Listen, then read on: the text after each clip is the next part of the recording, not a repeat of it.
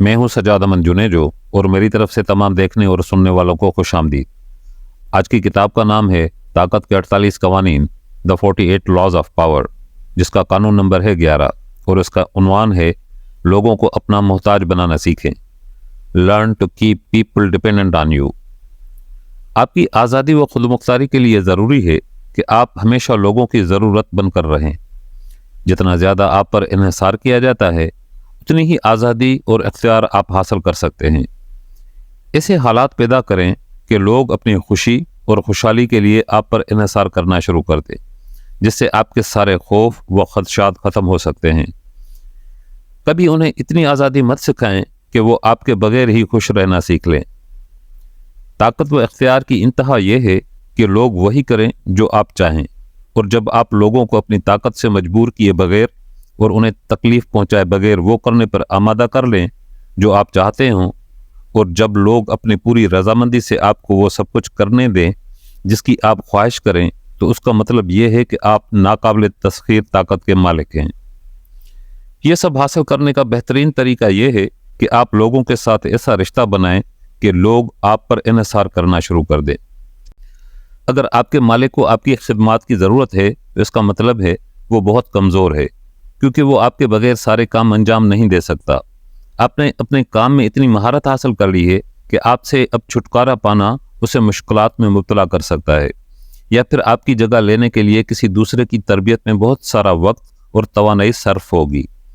ایک بار جب اس طرح کا رشتہ قائم ہو جائے تو آپ کو بالادستی حاصل ہو جاتی ہے، اور ایک طرح کا استحقاق مل جاتا ہے کہ آپ کا مالک بھی آپ کی خواہش مانے۔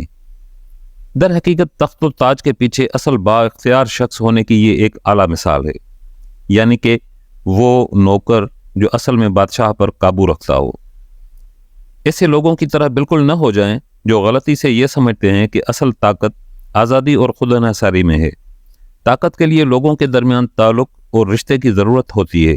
آپ کو ہمیشہ دوسروں کے اتحادیوں کے طور پر، اپنے مہرے کے طور پر، یا پھر ایسے کمزور مالک کے طور پر افراد کی ضرورت ہوتی ہے جو آپ کی مرضی سے چل سکیں۔ اگر آپ اپنی ضرورت پیدا نہیں کرتے تو کسی بھی وقت آپ سے پیچھا چھڑایا جا سکتا ہے۔ کوئی آپ سے زیادہ نوجوان، تازہ دم، کم قیمت اور کم خطرناک شخص آپ کی جگہ لے سکتا ہے۔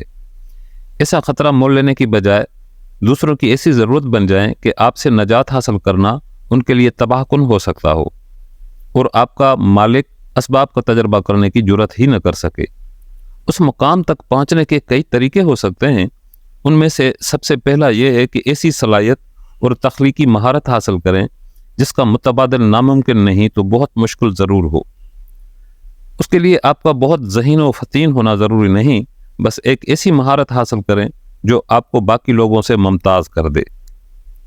آپ کو ایسی صورتحال پیدا کرنی چاہیے کہ آپ جب چاہیں کسی بھی نئی جگہ جا سکیں، لیکن آپ کا موجودہ مالک ہرگز آسانی سے ایسی مہارت رکھنے والا دوسرا نہ ڈھونڈ سکے، اور اگر حقیقت میں آپ ناگزیر نہ بھی ہوں تو کم از کم ایسے حالات پیدا کر دیں تاکہ آپ ناگزیر محسوس ہوں۔ یہ ظاہر کرنا کہ آپ کے پاس کوئی خاص فن اور علم ہے آپ سے اوپر کے لوگوں کو یہ سوچنے پر مجبور کر دیتا ہے کہ آپ کے بغیر ان کا گزارا نہیں ہو سکتا۔ امریکی وزیر خارجہ ہنری کسنجر صدر نکسن کے ساتھ وائٹ ہاؤس میں اس لیے نہیں موجود رہا کہ وہ کوئی بہت غیر معمولی سفارتکار تھا، اور نہ ہی اس لیے کہ اس کے نکسن کے ساتھ تعلقات بہت اچھے اور قریبی تھے، بلکہ اس لیے کہ اس نے اپنے آپ کو ایسی کئی سیاسی سرگرمیوں میں ملوث کر لیا تھا کہ اگر اسے نکالا جاتا تو نکسن کے معاملات بہت ہی مشکل بلکہ بے قابو ہو سکتے تھے۔ وہ اتنے زیادہ شعبوں کو سنبھالتا اور دیکھتا تھا کہ اس کے بغیر سارے معاملات افراتفری کا شکار ہو سکتے تھے، اور یہی چیز اس کے ہاتھ میں موجود ترپ کا پتہ تھی۔ اور اس طرح ہنری کسنجر کو بہت سارے اتحادی بھی حاصل ہوئے۔ اگر آپ خود کے لیے ایسا مقام بنا لیں تو آپ سے نجات حاصل کرنا آپ کے مالک کے لیے خطرناک ثابت ہو سکتا ہے۔ ایک آخری نقطہ یہ کہ کبھی ایسا مت سمجھیں کہ آپ کے مالک کا آپ پر انحصار آپ کے مالک کے دل میں آپ کے لیے محبت پیدا کر دے گا۔ ہو سکتا ہے کہ آپ کا مالک آپ سے ناراض ہو اور خوف زدہ بھی۔ لارڈ میکاولی نے اپنی کتاب دی پرنس میں کہا ہے، لوگوں کے دلوں میں آپ کا خوف آپ کی محبت سے بہتر ہے، کیونکہ خود سے محسوس کیے جانے والے خوف پر آپ قابو رکھ سکتے ہیں لیکن محبت کو نہیں۔ محبت یا دوستی جیسے ناپائیدار جذبے پر انحصار کرنا آپ کو کمزور کر سکتا ہے۔ لوگوں کا آپ کو کھو دینے کے خوف سے آپ کو اہمیت دینا اس سے بہتر ہے کہ لوگ آپ کی محبت میں ایسا کریں۔ موضوع کی مناسبت سے ایک چھوٹی سی کہانی۔ فرانس کا بادشاہ لوئس علم نجوم پر اس حد تک اعتقاد رکھتا تھا کہ یہ اس کی کمزوری کی شکل اختیار کر چکا تھا۔ ایک بار شاہی نجومی نے پیشن گوئی کی کہ شاہی حرم کی فلاں خاتون 7 دن کے اندر اندر مر جائے گی، اور خدا کا کرنا ایسا ہوا کہ وہ عورت واقع 7 دن میں مر گئی۔ بادشاہ نجومی سے خوفزدہ ہو گیا۔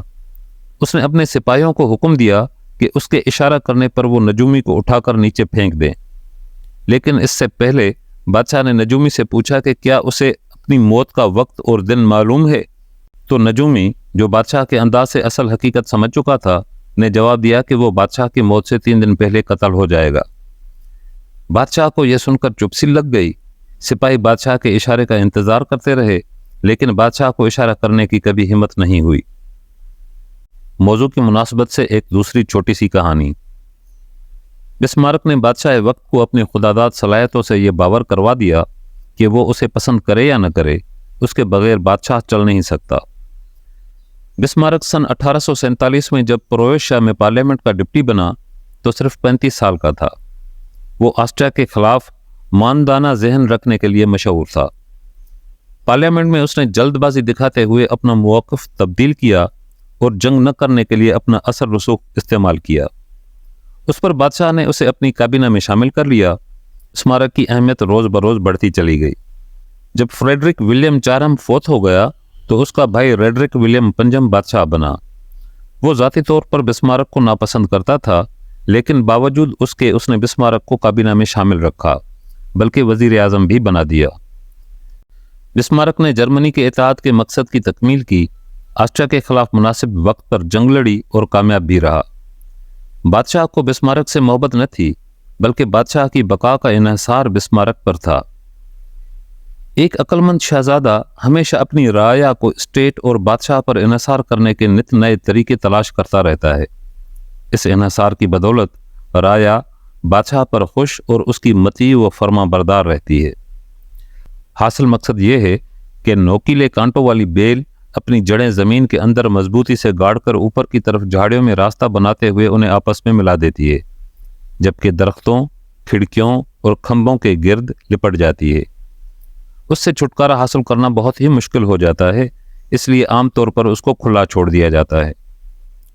لوگوں کو اس بات پر مجبور کریں کہ وہ آپ پر انحصار کریں، اور اس انحصار سے محض شائستگی کے علاوہ بھی بہت کچھ حاصل کیا جا سکتا ہے۔